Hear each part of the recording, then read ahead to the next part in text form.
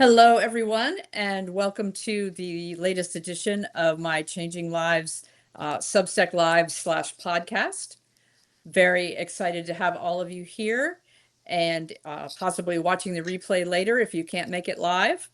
Great to see so many people joining us in the chat. For those who don't know me, my Substack is Changing Lives, and it is about mental and spiritual health. I'm a former ELCA pastor who is passionate about mental health issues because I'm also a depression survivor and late diagnosed ADHD, but especially passionate about spiritual issues as they've become so polarizing in our society and the kind of Christianity that's kind of dominant and getting all the media attention is pretty much the opposite of what I believe Jesus taught and modeled. But I'm mostly about helping people find and trust their own answers. So whatever their spiritual journey may be, their path may be radically different from mine, but if it brings them spiritual nourishment, helps them be a better person and a happier person, that's what it's all about to me. So that's just a little bit about me. Today we're going to be talking about music and the role of music in our lives, how it helps us play, how it helps us process emotions, how all of the many ways it enriches our lives. And so I have as my expert guest, Bill Protzmann, and I'm going to have him introduce himself and tell you a little bit about his work. Thank you, Wendy. I'm so humble. Expert is a title I don't know if I can claim, even though I've been a piano player all my life, playing some pretty high levels. I guess I'm expert at playing the piano, but there are so many people who are so much better than me. It's just awesome to look at, the talent these days, right? Yes. My sister sent me some. My sister's a piano teacher in Colorado. Diane sent me some kind of a reel about a young woman who is doing improvisatory classical music live. Wow. So she'll come on stage with other musicians and improvise in the classical sort of piano mode. And I think that's wonderful. That's the opposite of AI, right? Absolutely. Yeah. And That's so, one good AI can generate music, but not put the heart and soul into it. yeah, it's got to have the heart there, right? So And as the an expert, improvisation is wonderful. Human creativity at its best. isn't that amazing? And both of us know the music of Joe Bach. That organists in churches have been improvising since they had organs to improvise on, and that's just part of the continuity of being a church musician. Is you've got to be able to pick up some music and just play it, whether you're doing Absolutely. gospel or whatever.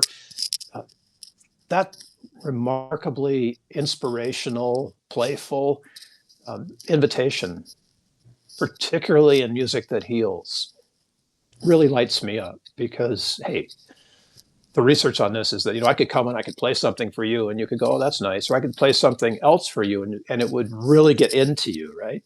Yes. And I don't know coming into the room what you're like, but I hope that you have the music gets into you experience. And if I can Yes. guess at what that is and help it, maybe that's where I'm an expert. I'm pretty good at guessing on the music that will light people up. Performing it, playing it, so. I knew a guy in Hawaii who was a nose flute player, which is a traditional instrument in Hawaiian culture. But anyway, he, as a service, would play for individuals who would, whatever he could sense that they needed. Yeah. He'd spend an hour with them, like they would be lying on a mat, and he would be playing the nose flute specific melodies tailored to their inner issues. And it was so beautiful. And I recently had the experience of going to a sound bath group. I had listened to similar music on my own before, but it was the first time to be in a setting where it was played live in front of me with the crystal bowls, and it was beautiful. My musical journey includes a couple of projects with traditional Tibetan singing bowls, the metal ones. Yes. And in both cases, the singing bowl players were using instruments that were hundreds of years old. And there's something about those ancient instruments that is different from the manufactured crystal ones. I think the crystal ones give you a bigger sense of vibration in the room. You can actually feel that stuff. But if you're doing subtle work, I had a session with the woman that I perform with now. Her name is Dion Mandel, and she's a Tibetan bowl, not only master player, but master teacher. So in the session that she gave me, she would take these tiny bowls and place them on meridians on my body and then played it. And the vibration is subtle and it goes directly in that way. And I can't tell you how different that is than the big sound bath experience. And Wow, for that sounds me, it's very just, fascinating. Yeah. oh, it was just right there. I'm an acoustic piano player. So in our fingertips at the piano is part of how we modulate the sound is the vibration that we feel. And being able to feel that at the piano is very similar to the kind of subtle vibration I got from the Tibetan singing bowls. And of course, performing performing with Dion is difficult because the sound is working on you, and Right. you're trying to make it happen and put form and substance and dynamics, just like the whole thing into the performance, while it is working on you at this subconscious level. Oh, what a trip! Yes, and that reminds me of how I've heard stories of completely deaf people in an environment where the Yeah, music is played loud enough that they feel the vibrations in the floor, and yeah. how they can be equally moving for them, even though they can't hear it the way that we can. There's a master percussionist who has many videos out there recording with symphonies. She's entirely deaf and she plays in bare feet so that she can sense the vibration. Wow. And her work is outstanding. It's just incredible what people are doing. I just feel like way down on the list of competent, even interesting musicians. Sometimes when you look at the world around us and how wonderful it is and what's going on, Jacob Collier is doing amazing work, and we have this fantastic organist, Anna Lapwood, who is British, but she's touring the world and selling out big halls on the pipe organ. Who thought? Who would ever Yes. think that could happen, right? Pipe organ belongs in church, where we all would stand dutifully with our hymnals and sing, right? Barely sing, but I have to say I've been to some pipe organ concerts and I absolutely love them. you know, Um, Generally there's a lot of church music that I'm not a fan of, but just listening to the instrumental, the organ playing is phenomenal, especially, the hands and feet of a talented organist, just watching them. and in Texas, you have some of the most beautiful modern instruments, pipe organs, in the world right now. The ancient ones, like in Europe or wherever, Right. they're beautiful too. But oh my gosh, so good for us to bring that kind of acoustic music back, Yes. right? Performed live. And I'll tell you what, one of the videos that I saw, piano players, we come in, we sit down, we play, right? The piano's in tune, it's great. But we've never, as piano players, been given the range of opportunity that someone who plays even a small pipe organ has. They've got 50 different sounds they can use right Right. there. And we have one. So, my mind boggles. I've sat at some pretty nice pipe organs, but actually being able to register one so that it sounds right, choose the right stops and the right combinations of instruments so that not just one, but maybe three different keyboards have three different Right. sounds available as well as the pedals.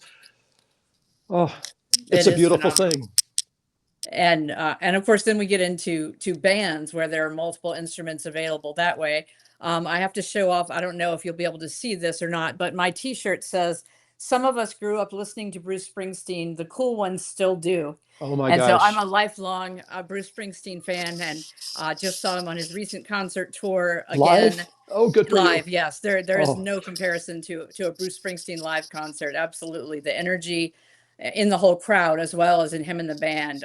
And it was 3 hour concert. He's 76, 77 years old, he's and rocking. still playing live 3 hour concerts, dancing all over the place.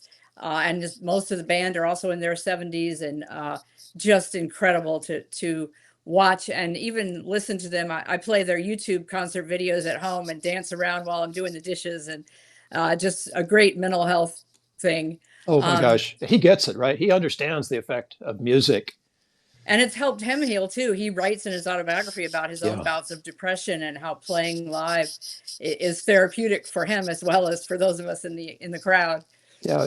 Believe me, it's not spiritual bypassing. When you get it, and his autobiography was amazing. If you haven't read it yet, what's it called again? Born to Run. Born to Run. Yep. I read it a couple of years ago and I was blown away. Not only is this man a master musician, he's a dang good writer. Yes. He can articulate what it is that he's doing musically in a way that very few musicians are capable of doing. And that really speaks. So, yeah, I mean, hear Bruce, read Bruce, Yeah, Watch what and he's his doing. songs He's tell amazing. stories too. Just the lyrics of the songs are so powerful Yeah. and speak to so many different people. It's really amazing.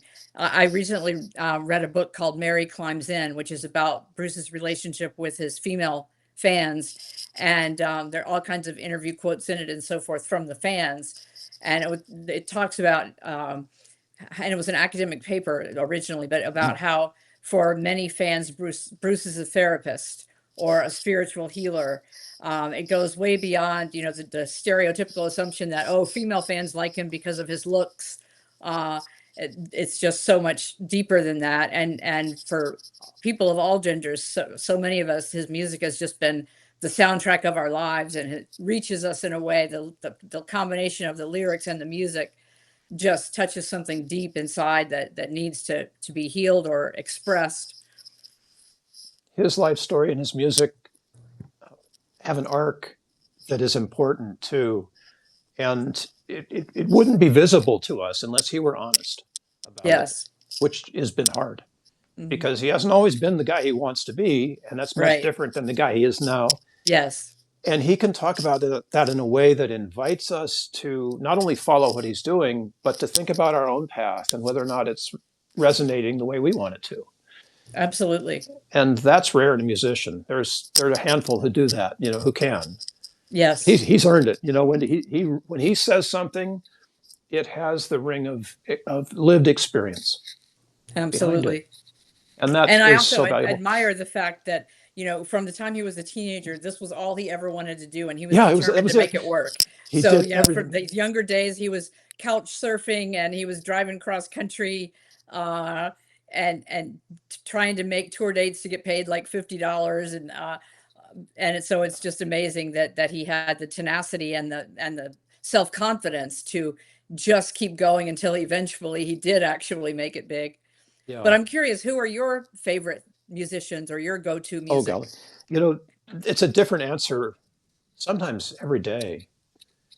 I've been immersed recently in. Okay, don't hate on me here, everybody, but I've been immersed recently in music AI. I figured a couple of years ago, look, I better learn something about AI so it doesn't scare me so bad. And what I learned about it very quickly was that putting your own words to a musical partner who can create music around them and make song, I don't sing, uh, is dramatically therapeutic in many ways. And since that collision with music AI, I found other people, some of the musicians whom I know, that are teaching music AI as a therapeutic practice. And Very that's wonderful. fascinating. That could Amazes be me. one positive use of AI, I suppose. Yeah, Yes. I mean, I don't like the fact that it's coming up with melodies. I'd rather offer it a melody, and I'm waiting for the music AI where I can take written down music that I've made and have the music AI arrange it and produce a cover of it for me, right? We're Right. not quite there yet, but we're getting there. But in the meantime, I showed this to my wife. I was like, hey, look at what I'm doing here. And Rebecca got fascinated and she grabbed a journal from 2016 or something, 10 years ago, and said, do you think we could put these words in and have Suno AI, which is what we're using, give us music? Oh, sure, of course we can. So we did. The outcome of that, which was July 4th of 2025, is that, about a month ago, Rebecca's fifth album dropped. And each of them are a deep internal exploration of her process over the last 10 years. And they're very personal. Hmm. They're not, they sound like they're commercial music, but they're very personal. So the message that's involved there is a deep spiritual message, even though it sounds like disco or sounds like rap, right?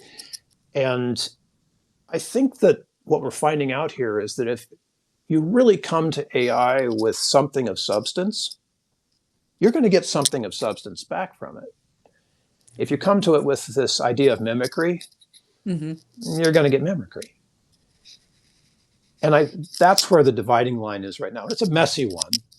So, Absolutely. of course, that's given me a lot of pause. I write about that on my Substack for people to read.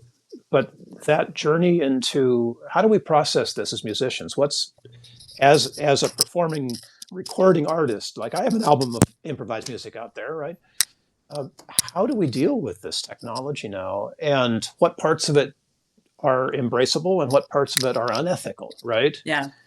And that conversation, like the conversation in the church, Yes. And the is writing one, community for and the sure, writing that it's a community, very right? contentious topic. So, Where's the line between using it to help you research an article or to help you yeah, format it or versus okay, write this article for me and I'm going to pass it off as mine, right? With right. no creative input really whatsoever. Yeah, that's a good place. And as a musician, it feels good to be there because, obviously, if this is a new tool for musicians, I need to have some knowledge Hmm. um, to know how to use it, how to integrate it into my own practice, to find out whether it's useful, how much of it I want to accept, and how much and where. This is a practice thing, right? After you practice with it for a while, you start to know what it can do and what it can't, and where to draw your own line when it comes to authenticity. Right. So the music industry is working on that right now, and we see the big, lawsuit kind of stuff. But behind the scenes, things are happening, and that's the world in which Rebecca wanted to play. She wanted to say, "What do I do if I don't have to have a specific kind of band, and if I'm not restricted to a single genre, and if it doesn't matter to me whether there's a rhythmic cadence in the words, uh, what can happen in that space, right?" And I think those are important questions for everybody to ask in this age of AI, regardless of how you use it. Because selling our spirituality to a machine, I don't think that's good. Right. But if the machine can give us guidance along the winding road to wherever we're headed spiritually, uh, why not accept some of that advice and at least consider it? Yeah, like any tool, it can be used in responsible ways or ways that do harm. Yeah, yeah, So with great yeah, power, right? right. Mm. So in addition to your own music or your wife's music, as far as um, either classical or current day artists, do you have one like your own playlist of that your go to when you want to feel a certain emotion or you're Yeah, just I for do. joy? So you nailed it. There are, I call them silver bullet playlists, but the music we love is our power music, right? And you asked me about favorite musicians and composers and stuff. Of course, I'm influenced by the classical world. But ages ago, I heard a guy named Max Morath play ragtime. Hmm. And this was shortly after The Sting came out, and I'd learned how to play the entertainer, right, in fifth grade or whatever. And ragtime really got into me.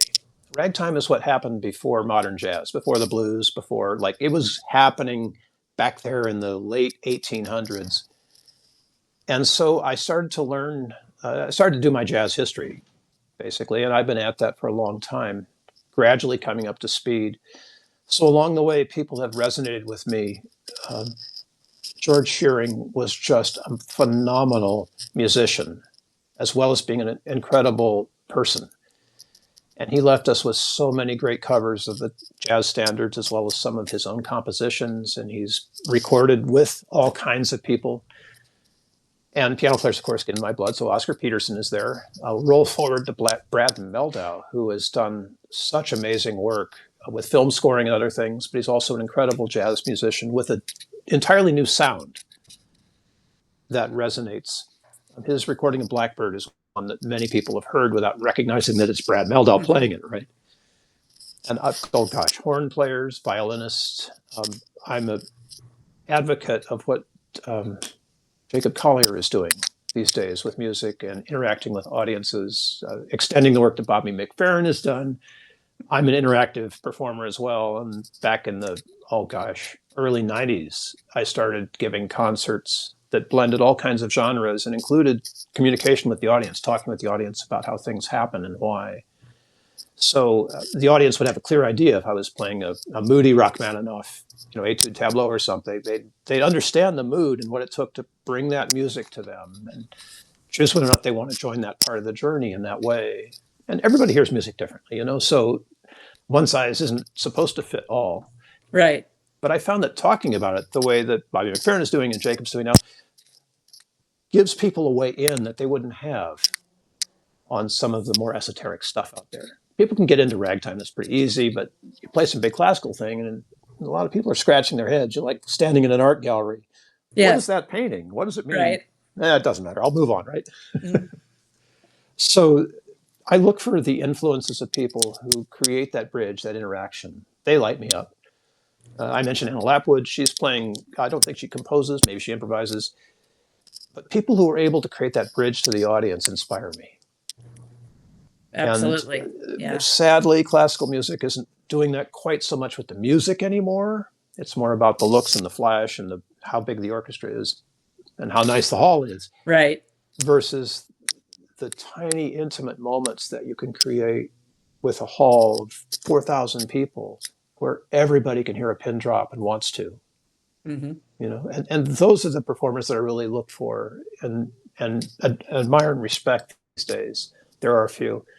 So there's a big answer to the short question. Yes. Um, Well, for me, when I'm not listening to Bruce Springsteen, which is rare, I have a playlist of nothing but his songs that's like yeah, 24 hours long. yeah, So I'm usually listening to him, but like in the mornings when I'm in a more meditative mood, when I'm journaling, um, I tend to listen to or watch on YouTube combined nature videos yeah, with performances. So Pachelbel's Canon is a yeah, favorite of mine, especially when paired with, ocean waves going in and out. yeah. That sort of thing is very spiritually nourishing for me. This is the wonderful thing of knowing what you need. Hmm. I've spent, I don't know, 20 years helping people understand that what the music that they choose is really important at a level that most of us don't get. Right. And deepening that level then makes your choice of music more appropriate too. And sometimes, like all of us do, we get bored with our music and need to find something else that's similar. Hmm. So, thanks to you, Spotify and all the others, you have the ability now to just sort of cycle through all kinds of things and skip the stuff that doesn't work Right. and build playlists of the stuff that does. I mentioned Silver Bullet playlists, and I build them 4-song playlists that do work for me. And the work is to start telling the story, increase the tension, and then resolve it and get to that letting go, the relaxation, the Hmm. exhale. And so I'll pick 4 songs. They'll do that for a particular feeling or emotion or situation, or even a particular intention. Love that. And marrying the music that way to the thing, whatever it is much more for me focused than just putting on, singing bowls and lying on the bed. There's a time for that too, but like you observed, if you're doing something specific, you got to have the right soundtrack for that, or silence. Right. Mozart said, music's preparation for silence. And those silent moments that exist a lot more so in classical music than in other forms, those silent moments give our physical and our non-physical system a chance to take a breath and Yeah. prepare for what happens next. And all things being equal, I think that preparation for the moment is really what spiritual practice is all about. Absolutely. And I think just being able to be fully present in the moment as well, which certainly for me is an ongoing struggle. I am very easily distracted Right. and our world these days, I mean, we hold in our hand our phone and that can have a million notifications or that we can be scrolling through social media on or whatever. So it is challenging to get to that deeper spiritual place, however one gets to it. And for me, Yeah. music is one tool that kind of helps transport me into that more spiritual space and realm and just a sense and a quality of being that is different and the same words written versus being played in a song have a very different effect for me to have the music be part of it. I probably shouldn't reveal this, but I'll use the poet's name without saying anything more. David White is a favorite poet of mine. And if you're listening to this now, you can find him all over the place, including an amazing project, I think, where they're recording poets, contemporary poets reading their own work. It's called onbeing.org up Yeah. there. What an amazing site. So I love to hear David read his works. I'd love to hear him read the newspaper. He's got that kind of voice. So I thought to myself one morning when I woke up, hey, I wonder how his words would flow to music. Mm. And so I grabbed a poem and I used Suno and I stuck it in there. And Suno's pretty good on this. They won't let you use words that are copyrighted anymore. Ah, that is good to hear. So I'm glad for that kind of awareness, right? But I put the stuff in and I record, and it kind of stuck with me because Suno is good at making musical hooks. And so now I can't publish this, right? Because this isn't something that Right. David agreed to, and it's the music is fabricated anyway. Um, but the hook has stayed in my head. Hmm. So now when the words come by, it's like a Springsteen song, right? Yes. And you can say the words, and immediately the person you're saying them to will hear the music in Right. their head. So if someone says this line of the poem to me in my head, I hear David reading it, and I hear the music behind it, and it's like, this is really a problem for me now because it's an earworm. I can't make it go away. Yeah. So be careful. Word of warning, people. Yeah. I got Well, I'm started. just You'll love glancing at this. the chat as we're talking, and Michelle Dowd noted that spiritual practice is all about presence. And that's Mm, such a perfect way to put it. And absolutely, it's about being still enough to hear, because I believe the divine is within each of us and does speak to each of us. But it can be very hard to hear that message over the noise that we overlay on top of it all too often. our world wants noise too. It doesn't want silence, Hmm. especially when it's an earworm. The remarkable thing about music is they've discovered that the neurological, physiological effects of music are the same whether we hear it in the room, vibrations, or we think it. Fascinating. And that means that if I remember, born in the USA, we'll start there because that's as far away from this conversation as it can probably get. The effect of that music is that it's having on me Mhm. physiologically, mentally, emotionally, right? All of that. It's the same as if I heard it. Well, people say, well, you weren't at the concert. You should have heard. Well, so you're remembering a different version of it than the one I heard, on the audio stream. Right. And so its effect is different for you than for me. But it doesn't matter. You don't have to hear anything to have the effect. It goes back to the deaf musicians again, right? And So, I do hear it in my head and you hear it in your when head, someone right? mentions a lyric or I read a lyric. Yep. You Instantly hear in it. my head, I'm hearing the song Yeah. and Bruce singing it versus just the lyric. And, it's hard to say Amazing Grace without hearing Right. Amazing Grace, right? So we all have that sort of built-in memory, maybe, but it's Hmm. more than that built-in response. And we can really use that in those silent moments. Like right before the conductor drops his baton or her baton, Hmm. or you've had this experience many times, and I've had it sitting in the church. Let us pray. Wow, there's that invitation to presence that just, it makes it, what's that ASMR? It makes my skin crawl, right? Hmm. Because I know that in that silence between the word pray and what you say next, the Spirit enters the room, Hmm. right? All it takes is a simple invitation. Yeah, that immediately brings to mind for me the scripture passage about the spirit when we don't always pray as we ought. Therefore, the Spirit intercedes for us with sighs too deep for words. And just the idea of that, not Yes, only the Spirit interceding for us, but too deep for words. too deep And for I think words. their music is one of those things that can be too deep for words, Yeah, that can touch us in such a unique and moving way. we can go into all the scientific stuff. Well, I let other people go into the scientific stuff around consciousness because it's fascinating. But I'm more interested in the music that evokes that. Hmm. And what you've said is so completely true. Even remembering a musical moment that's meaningful to me will bring me to that place. And that's not something that science is going to explain. Right. That comes from a different place. And Yeah. I'm going to point up for those of you who are listening to this, because I think that's the only direction I've got. It comes from somewhere. Hmm. I know, and this is one of my beliefs. The kingdom of God is within you, and a lot of other parts of the perennial wisdom point back to us too. It doesn't mean that there's something in there that you've got to find. It means that if you get out of the way, you'll receive Right. what you need spiritually, whatever that's, whatever level of spirituality you're at. And we talked about this before we got started. But if your politics don't align with your religion, hey, you've got religion. Yeah. right? That's something. And And the difference between religion and spirituality too. I mean, so oh often my for gosh, then me, there's that, right? most of my spiritual experiences have not been in church, and that's not a slam Yeah, against church. There are ways that church has been very beneficial in my life too, yeah, as well as harmful. But when I'm out in nature, one of the reasons I feel closer to God out in nature is looking eye to eye with wild animals like a great blue heron, and just feeling that spiritual connection, and also listening to the sound of the birds chirping.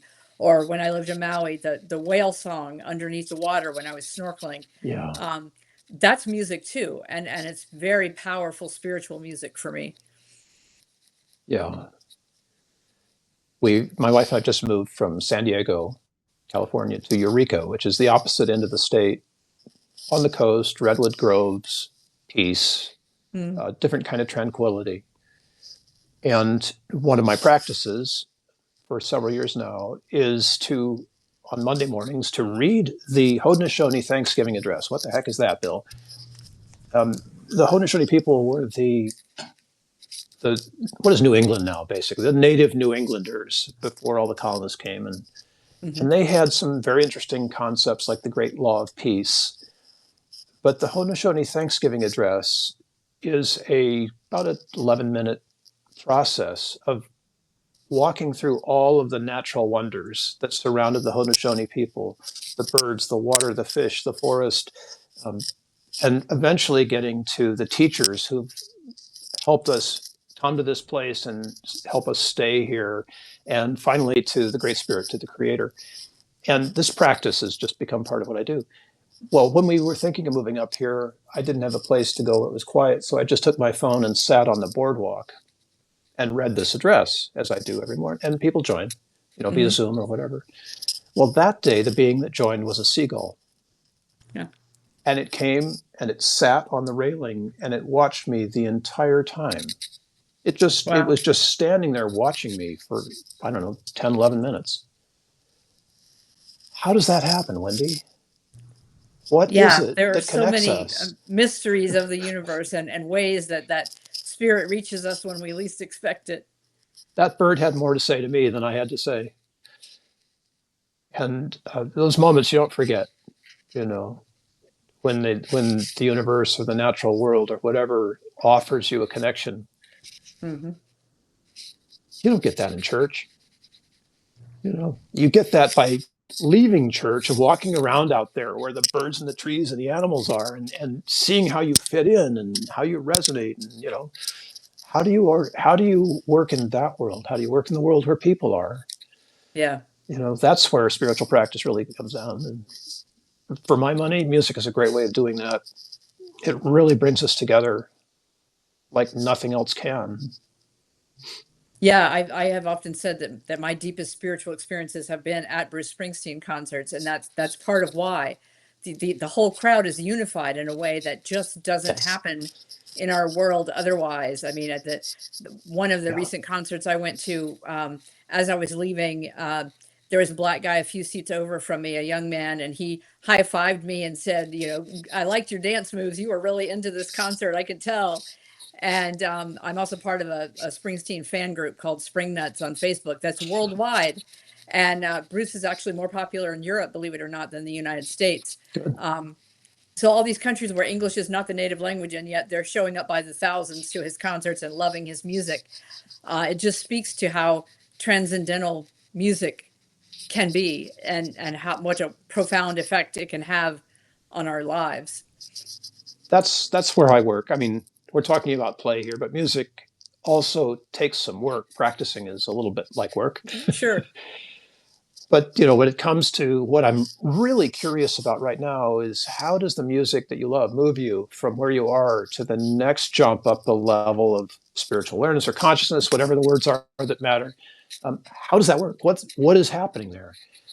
How does the music that you love support you at a level of awareness and consciousness and spirituality um, when you need to be supported? Hmm. How does the music that you love encourage you to want something more in some way, right? And I'm bringing all this up because I think Bruce's music is always inviting us to something more. even if he's describing something that happened, there's always that little tiny invitation in there. Like, are you okay with this? Is this you? Is this really you? Yep. And then, if not, there's another song that can help you Right. get there, right? But that gentle nudge, that's part of music too. And helping people to place themselves within their musical uh, surroundings, Yes. Hmm. right? Uh, is often an exercise that results in, oh my gosh, I didn't realize I was fill in the blank, you know? And Yeah, that I know blank a could be lot of people filled. use music to when they are sad or grieving, but Yeah. they're not able to get it out to cry, but they know they need to cry. Yeah. And We'll music can play release sad that. songs, and that Yeah. will help the tears flow that are maybe inspired by or brought on by the music, but the tears are really about something else, and the music gave them a way to express it. Often I don't know what I'm crying about, Yes. even though the tears are there. And it's very obvious that Mm. this is the purpose, right? This is why those subconscious things that are, my pastor said, I think it was last week, just some offhand thing about how when you're writing the abyss, and I've been there too, suicidally ideated, depressed, whatever, all of that. But when you're on that abyss, the thing that you're in danger of falling into is basically just your subconsciousness, which you don't know yet. I thought, wow, that's cool. So all this time I've just been afraid of a part of myself I didn't know. Whoa. But music is the thing that helps me understand what's down there, what's happening in that place. Hmm. There's just no other way to do it because you can't query it mentally. Right. Our conscious and our subconscious are divided. You can experience it sometimes emotionally or sometimes physically. People say, some illnesses are psychosomatic. Well, the illness is the symptom of something that's deep inside that isn't being Right. addressed. What is that? How do you find out what that is? And for my money, music's one of the greatest ways of getting some awareness of that. Kingdom of God is inside you, right? Within, what do you belong to? Do you belong to yourself, or are you trying to always avoid something that's true about yourself? And Bruce has answered that question for all of us. It's like, nope, this is me. Yep. Whatever it is, this is me. Honestly, if I find something new, I'll tell you about that too. Yep. Through music. His Hmm. commitment is amazing, as you pointed out. That's inspiring to me. Absolutely. Yeah. So tell me more about your work and how you study the music and its effects on us. I've had the great privilege of working with people who are really messed up. I'm one too. I got started working with people who had memory issues, and there's a whole film about this now. It's not my film, but when you perform music for people with memory issues, something happens, and it's obvious. You could see it right in front of you. People who come in wheelchairs that just kind of slumped over begin to have an effect. I They have seen one of those videos. One Yes, guy who for the longest time was like that, did not move at all, nothing. and his favorite jazz music, I think it was played, and suddenly he's moving around He's and moving. animated, and it was just phenomenal. And there's a bookend of that is Tony Bennett, who was still performing, even though he has Alzheimer's that prevented him from doing anything in real life. So I got to work with people like that. I worked with veterans who were blown up, veterans with post-traumatic stress, complex post-traumatic stress, Mhm. homelessness, addiction. I've spent a lot of time in recovery working with people who are just trying to hang on to their process. So in that very difficult place for about 15 years, offering music and watching its effects, it changes you. Mhm. It just changes you. Part of that time was with Guitars for Vets. Anyone who wants to can sign up and teach veterans how to play the guitar. I don't play guitar, but I managed 2 chapters, right? Because I understand stuff about music. And you don't have to be a guitar player to help somebody engage in guitar practice. Mhm. But I watched these guys change. Men and women would change over the course of the program, which was 10 weeks, 8 weeks. And the changes were beautiful. I knew something was happening musically, right? I'd been watching it for a long time before that. But this engaged me with the therapeutic aspects of music more so than I've ever been engaged before. Music therapy does incredible work here. I'm not a Hmm. music therapist. Board certified, advanced degrees, master's, PhDs, clinical protocols for things like autism spectrum disorder. Yes, they can now treat that with music therapy. And depression, of course, and post-traumatic stress, and many of the memory issues. Music, of course, is involved in palliative care at end of life, and music therapy works there as well. And I've done some of that work myself, giving concerts to people who are at the end of life. But there had to be more than just the clinical application of music. And of course, in that same period of time, I was doing sound baths with Tibetan bowl players. But there's more beyond that. There's a level at which music becomes a real functional self-care tool. You don't have Hmm. to have a performer giving it to you anymore. Sometimes that level happens when you get inspired to buy your own set of crystal bowls and start offering this to other people. Sometimes it happens when you feel inside you that something has changed, or music unlocks an emotion that you didn't know was connected to anything in that way before. And for what I for what I can say about that is that these are all changes in consciousness. Coming out of addiction into recovery is a change of consciousness. And it's supported by physical, mental, emotional, and spiritual tools that help you move in that direction.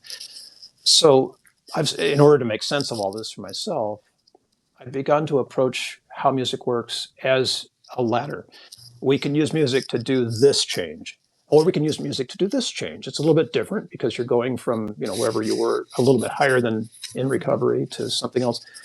But in all of these sort of states of life, music is able to help us relax, help us become unified and excited, but it can also create a permanent stage change.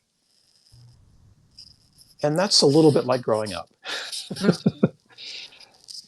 If you're working towards some concept that you want to grasp solidly, and there's any kind of blockage, mentally, whatever, physically, um, you're never going to really embody that concept. You might be able to memorize it and speak the words, but speaking the words is different than Bruce, who's lived it, right? Hmm. So the application of music towards deepening your conscious experience, maybe improving your awareness. We have lots of funny, buzzword terms for this. Um, Becoming enlightened, contemplation, contemplative practice. Meditation is another way that we try to change our consciousness intentionally, right? Um, Wherever stage you're at, there's music for that. It may be the same music. Hmm.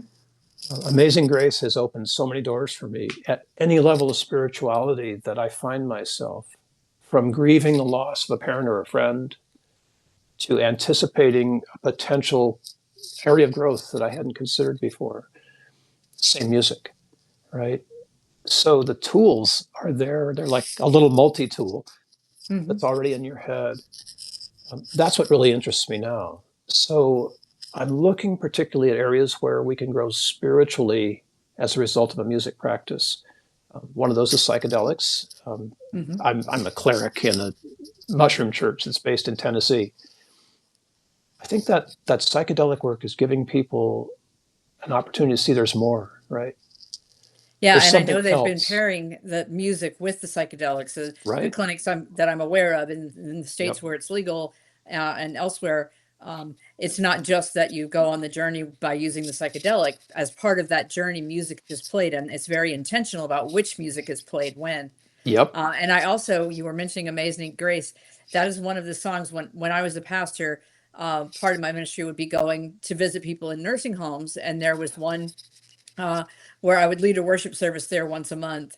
And some of the patients had severe dementia, didn't even recognize their children anymore, were basically nonverbal, whatever, or their verbiage made no sense. And yet we would sing Amazing Grace a cappella, and they still knew every word. Um, other How Great Thou Art, the classic Christian hymns Right. were so Yeah. embedded in their soul that they could sing their hearts out to those songs, and 5 minutes later not be able to comprehend anything. It was just phenomenal. Yeah. I've had that experience as well. And I've also been on the other side of that where the only thing that's left is music, Yes. right? When my mother was passing away, she was very thin and very emaciated. The cancer had just taken her to a skeleton, and my little girl was afraid to come into the room and see her grandmother.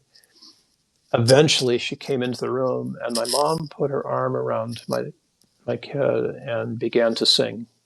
Mm. There was no other way.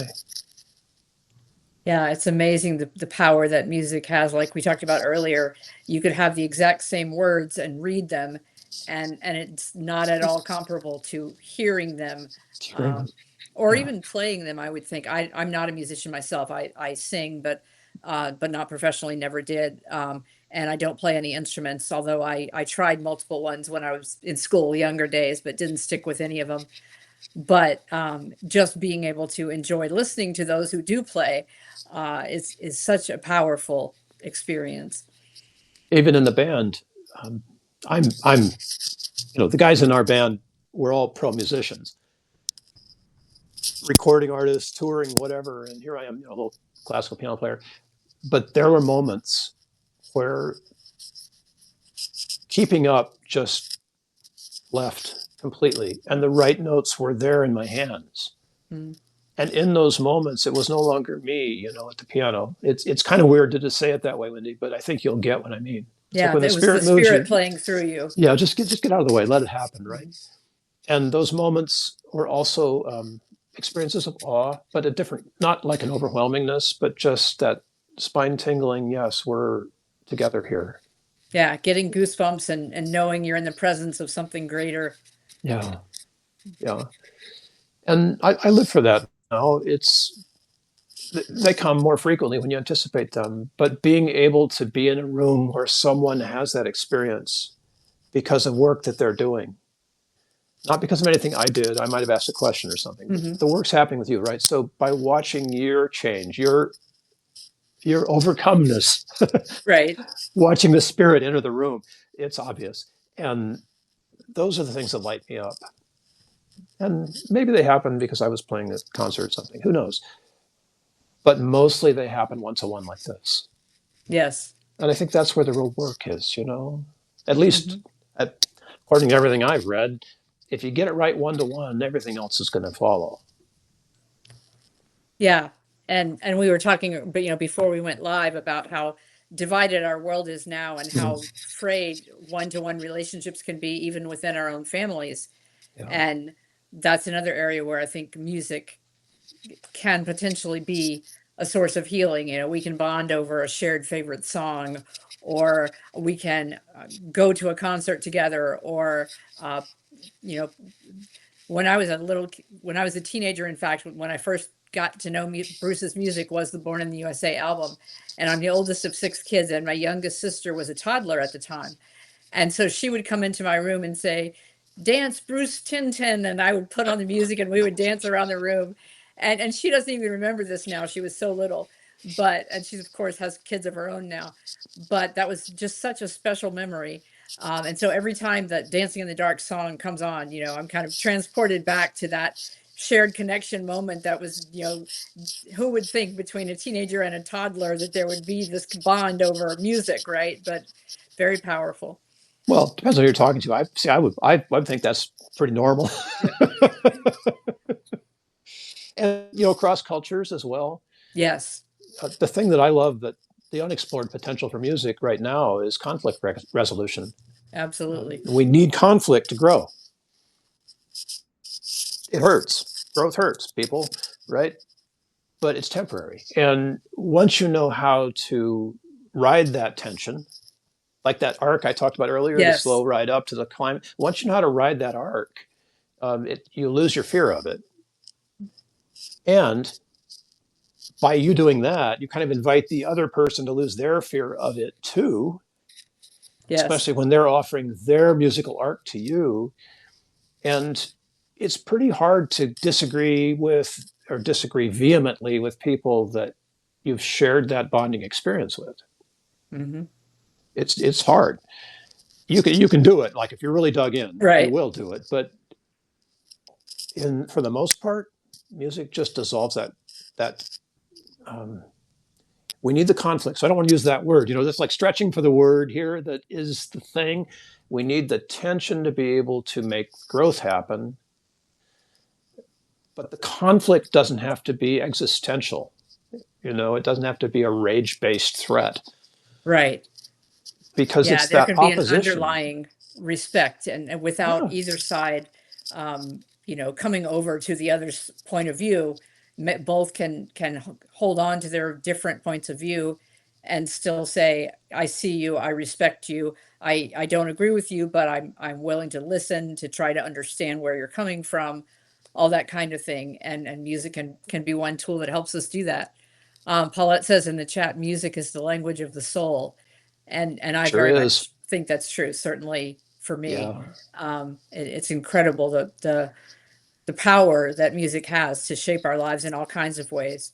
And it's also just interesting. My husband is only 4 years older than I am, but we're different generations. He's the tail end of the boomers, and I'm the lead of the Gen Xers, yeah. and our tastes in music reflect that.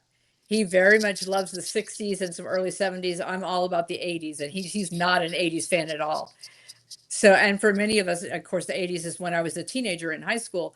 And so for almost everyone I know, their preferred music is the decade in which they were in high school. And it brings back such memories. Again, instant transport back to when you first heard that song, or Yep. that was our song with the person you were dating at the time, or whatever. This is so aligned with the research because that is our power music. Like our adolescent music, that's the stuff that stays with it. Mine is all mixed up because I didn't really have generationally aligned music. Everybody else was listening to Elton John, and I was growing up listening to whatever was the classical music greats were at the Uh-huh. time, Rubinstein and Horowitz and whatever. But I caught up, eventually. Chicago? What's Chicago? I thought it's a city. No, it's a band. You got to learn this piece of music. It's called Saturday in the Park. Oh, it's Mhm. piano? Oh, I can learn that. Yeah. Right? So my experience of that was a little bit different. And crazy, funny enough, the Eagles have written some music that completely is transportative for me. Who knew? I didn't hear them until like a little later. Yeah. So I totally get it. Being someone who's like so cross generational, what are they calling us? The Jones generation, in I between the couldn't even boomers tell and the. you. So yeah, I get that. And in music, I don't even know what's normal anymore in music. But thank heavens we have researchers that can tell us a little bit about why it matters. Like why our music of adolescence stays with us for a lifetime. Yeah. And why certain musicians in particular, touch us in a way that others don't. Like of course, I've talked for myself about Bruce Springsteen, but Yeah, I have a niece who is a Swiftie, and it's a very similar dynamic with Taylor Swift's fans, yeah, and just how powerfully the lyrics of her songs speak to them. It's about more than just, oh, I want to look like her, I want to sing like her. It's about, no, she's speaking to something deep inside of me that resonates. yeah. It's, mechanically, it's the same kind of thing that makes people vote for political candidates. There's something about them, about the candidates or Taylor Swift or Bruce or whatever, that we resonate with, Hmm. and that's not wrong, Yeah. right? Um, Taylor is using it for good. Hmm. And I'll go ahead and say it. I know a lot of people think they're using it for good too. But what kind of consciousness is left at the end of a Taylor Swift concert? What kind of consciousness is left in the middle of bombing Iran? You know, and which consciousness do you want? Because you can choose. Yeah, we talked earlier about AI as a tool that could be used for good or for evil, if you will, and the same is true of music or of anything else under the sun. There are ways that it can be healing, and there are ways it can be used. I mean, I think of the lyrics of some songs that glorify rape or Oh murder yeah, yeah, or yeah. what have you. I mean, there's certain ways that music can be very harmful as well. Uh, and yet it's that kind of touchstone for many of us that we keep coming back to, that we need to get through the trials of life, basically. We do. I had a good friend who's schizophrenic and homeless observe that as misogynist and violent as a lot of rap and hip hop can be, evoking those feelings in a concert is a much better expression of that than evoking them on the street, right? And so, in some ways, rap is giving people a landing zone that's safe, where they may not have had that before. And I thought, this is the greatest wisdom I've heard on this topic. How does it apply, in other ways? And we have the Michael Jackson biopic that's out now, and Bill Cosby, who gave us so many laughs and then was messed up as an individual. It seems to be that there's, and Bruce has been honest about it, this tension that lives within great artists is difficult. Yeah. It's really hard. But if you can find a way to deploy it so that it doesn't take us down the slide of consciousness and helps to raise us up, even if it's just a little, or holds a neutral place that's safe, that's a powerful thing. Definitely. And it's removed a lot of the judgment that I had about rap and hip hop for a long time, to be honest. Yeah, there's a time and a place, like you said, for even being able to vent those emotions in a safe space. Yeah. Now I can see the reverse happening too, just as with riots, where the peer pressure, if you will, of the crowd will lead someone who otherwise would not do something terrible to do it because everyone around them is, and so I can see the potential for great harm too. But yet again, if we're able to, in a safe, contained space, vent emotions without acting on them in destructive ways, then that's part of what healing's all about. Especially if you're sharing that with a bunch of other people who are all in that same place with you. That's a real relief. Yes. And the work that Taylor's done is exemplary on this. People really understood what was happening there. Maybe Bruce is explaining that for us. I think he's more living it, showing us by example. Yes, living by example, right? We get to be there with him as he does what he does. Yeah. Well, that speaks. Examples are so much better than words. Yes. Living examples. Well, we are about at the end of our allotted hour. I try to keep these to 60 minutes, even though every time I think, wow, I could talk for hours longer. This is such a fascinating conversation. Isn't it though? I love this. Thank you. So thank you so much for being with me today, Bill. And if people want to learn more about you or your work, what is your website or your Substack? Where can they find out more? Right. Substack is easy because you'll find it right here. There'll be links. It's difficult to spell my name, but if you've seen it on Substack, you can Google for that and you'll get all kinds of things. There are websites. I haven't mentioned the name of the company because it's a mouthful. So let's just leave it at Bill Protzmann for now. And you'll find me and, interact. I love to have these conversations.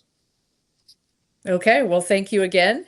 And of course, y'all can find me at Substack as well. It's just my name, wendygordon.substack.com. And I spell Wendi with an I, so it's Wendi. And thank you all so much for being here in live. Those of you in the chat, it's been great to see you, especially those that have commented.